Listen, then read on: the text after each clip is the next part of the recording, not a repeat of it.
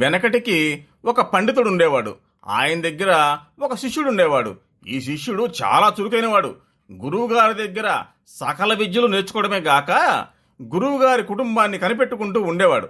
ఇట్లా ఉండగా గురువుగారి భార్య గర్భిణిగా ఉండి ప్రసవం అవుతోంది.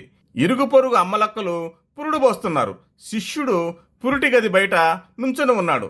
ఇంతలో అక్కడికి బ్రహ్మదేవుడు వచ్చి పురిటి గదిలోకి వెళ్ళబోయాడు.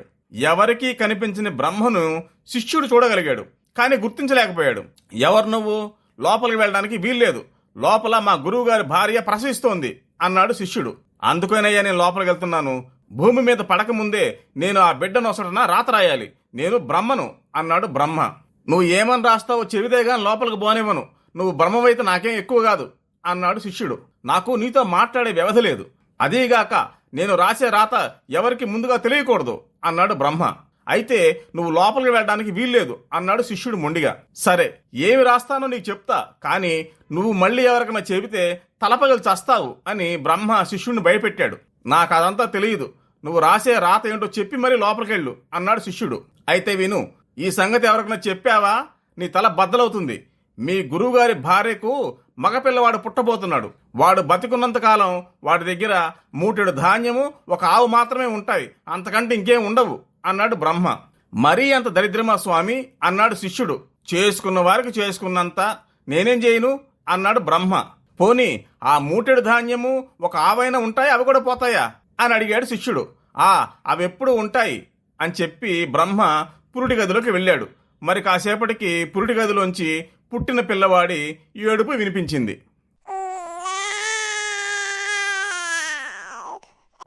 కొన్ని సంవత్సరాలు గడిచాయి. గురువుగారి భార్య మళ్లీ కణానికి సిద్ధంగా ఉంది.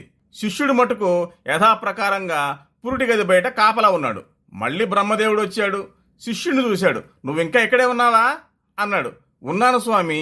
ఈసారి ఏం పిల్ల, మీరేం రాయబోతున్నారు అని అడిగాడు శిష్యుడు. అదంతా నీకు అనవసరం, నన్ను లోపలికి పోని అన్నాడు బ్రహ్మ.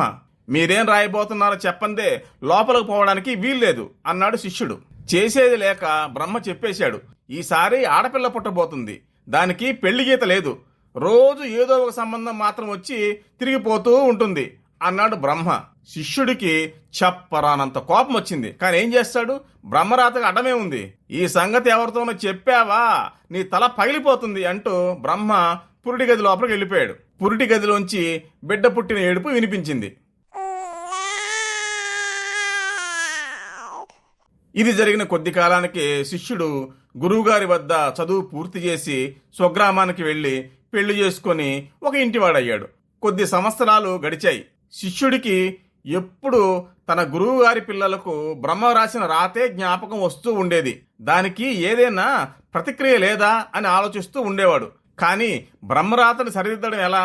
ఆ రాత ప్రకారం జరిగితే పాపం ఆ ఇద్దరు పిల్లలు నిష్కారణంగా చెడిపోతారే అని శిష్యుడు ఎప్పుడు విచారిస్తూ ఉండేవాడు. ఇలా విచారిస్తూ పోగా శిష్యుడికి ఒక గొప్ప ఆలోచన తట్టింది. అతను వెంటనే గురువుగారి గ్రామానికి ప్రయాణం కట్టాడు. గురువుగారు ఆయన భార్య చనిపోయి కొద్ది కాలమైంది. గురువుగారి అబ్బాయికి వివాహమైంది. అతను చిన్న చిన్న పనులు చేసుకుంటూ పొలం చూసుకుంటున్నాడు. ఎంత కష్టపడి పనిచేసి ఎంత సంపాదించినా బ్రహ్మరాత ప్రకారం అతని దొడ్లో ఒక ఆవు, ఇంట్లో మూటెడు గింజలు తప్ప మరేమీ మిగలటం లేదు. గురువుగారి కూతురికి యుక్త వయసు వచ్చింది, కానీ ఆమెకి ఇంకా పెళ్లి సంబంధం కుదరలేదు. ఎంతో మంది వచ్చి చూసిపోతారు గాని ఒక్కరూ పెళ్ళాడరు. ఆ పిల్లకు పెళ్లి కానందుకు వదిన రోజు ఆ పిల్లను తిడుతూనే ఉంది. ఆ పిల్లకు ఆ ఇంట్లో ఉండడం కష్టంగా ఉంది. శిష్యుడు గురువుగారి పిల్లలిద్దరికీ తాను ఆలోచించిన సలహాలు చెప్పేశాడు. గురువుగారి కొడుకుతో ఈ విధంగా చెప్పాడు. నువ్వు డబ్బుకేమీ విచారించకు, నీ దారిద్ర్యం చూసి భయపడకు. నీ దగ్గర ఉన్న గింజలు పెట్టి సరిపోయినంత మందికి సంతర్పణ చేసేయి. సాయంకాలం అయ్యేసరికి ఇంట్లో ఒక్క గింజ కూడా మిగల్చకు. దొడ్లో ఆవును కూడా ఉంచకు. ఎవరికన్నా అమ్మేసేయి.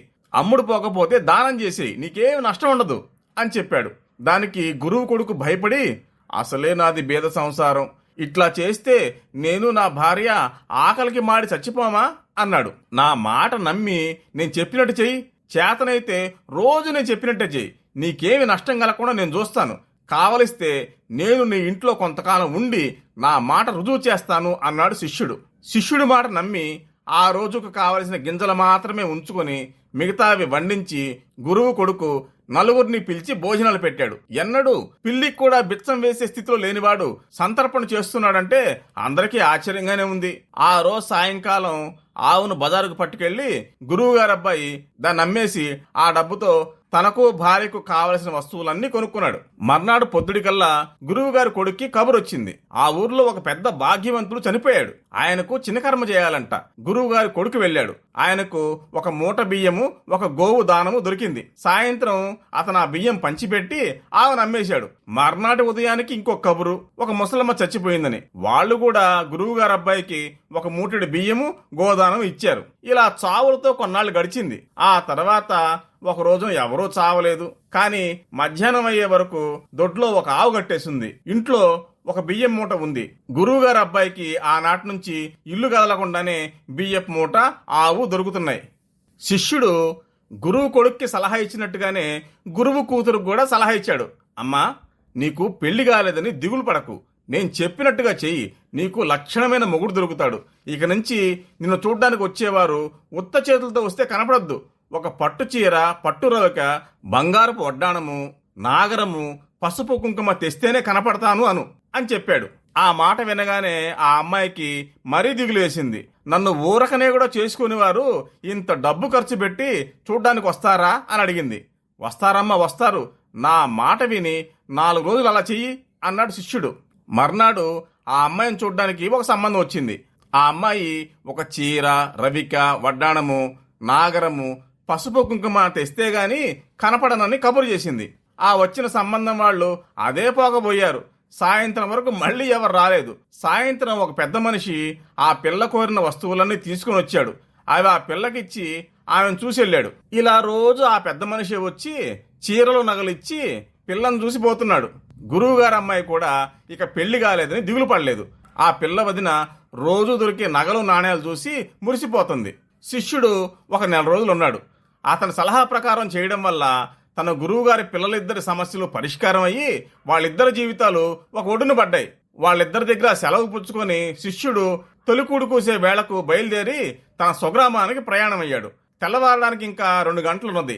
కానీ వెన్నెల ఉండడం వల్ల దారి చక్కగా తెలుస్తోంది. శిష్యుడికి దారిలో ఒక పెద్ద మనిషి ఎదురయ్యాడు. ఒక భుజాన పెద్ద బియ్యం మూట, రెండో చేతిలో నగల మూట పట్టుకున్నాడు. ఒక ఆవుని పలుపు కట్టి తెస్తున్నాడు. ఆ వచ్చేది బ్రహ్మదేవుడేనని శిష్యుడు గ్రహించి నమస్కారం స్వామి అని పలకరించాడు. నీ మూలంగా నాకెన్ని పాటలు వచ్చాయో చూడు అన్నాడు బ్రహ్మ. నన్నేం చేయమంటారు స్వామి, వాళ్ళ కర్మ వాళ్ళది అన్నాడు శిష్యుడు నవ్వుతూ. ఇది వాళ్ళ కర్మ కాదోయ్, నా కర్మ. నాకు ఒక్క పని చేసుకోవడానికి కూడా తీరిక చిక్కడం లేదు అన్నాడు బ్రహ్మ. నేను రాసిన రాత ప్రకారం రోజు అన్నకి మూటెడు ధాన్యం, ఒక ఆవు ఇవ్వడం, అలాగే చెల్లికి రోజు పెళ్లి చూపులు ఏర్పాటు చేయడం కోసం నగలు తీసుకొచ్చి ఇవ్వడం, ఇదే సరిపోయింది అన్నాడు బ్రహ్మదేవుడు. అలా అయితే మీకు ఈ సమస్య తప్పిపోవాలంటే మీరు రాసిన రాత కొంత చెరిపేయచ్చు కదా అన్నాడు శిష్యుడు. చెరపడం ఎలాగో కుదరదు గాని కొంచెం దిద్ది నా కర్మ వదిలించుకుంటాను అంటూ బ్రహ్మదేవుడు వెళ్ళిపోయాడు. ఆ తర్వాత ఆ అన్నా చెల్లెల తలరాతలో సవరణలు చేశాడు. ఆనాటి నుంచి గురువుగారు అబ్బాయి జీవితం బాగుపడింది. గురువుగారు అమ్మాయికి మంచి మొగుడు దొరికాడు.